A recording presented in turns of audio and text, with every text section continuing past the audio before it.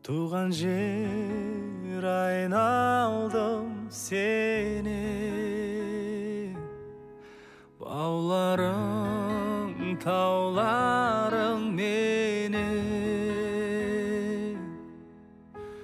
Бабаларым аңсаған мекен, туған жерім айналдым сенің қасиетіңнен. Туған жерім, бабаларым аңсаған мекен, туған жерім айналдым сенің қасиетіңнен. Туған жерім.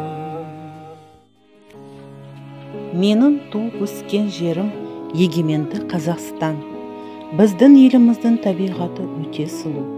Мұнда биік-биік асқар таулар, мөп-мөлдір көлдер, неше түрлі өсімдіктер мен дәрілік қасиеті бар шөптер өседі.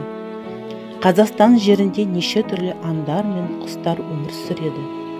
Сол жерде біздің ата-бабаларымыз, батырларымыз, ақындарымыз, ғалымдарымыз туып өскен. Қазақстанымыздың жері шұрайлы, шөбі шүйгін, сондықтан да осы өлкені әр қашанда мақтан тұтамын. Қазақстанның кең даласындай байтақ дала еш жерде жоқ шығар. Халқымыздың басынан қандай кезеңдер өткенде де ата-бабаларымыз елімізді сыртқы жаудан қорғай білген. Өз елі үшін жанын да, барын да аямаған. Халқымыздың осы бір қасиеті жанымызға ана сүтімен тарап, ана тілімен дарып, ақ нанымен бекуі тиіс.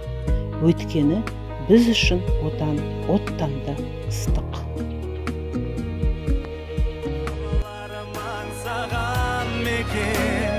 Туған жерім айналдым сенің қасиетіңнен. Туған жерім.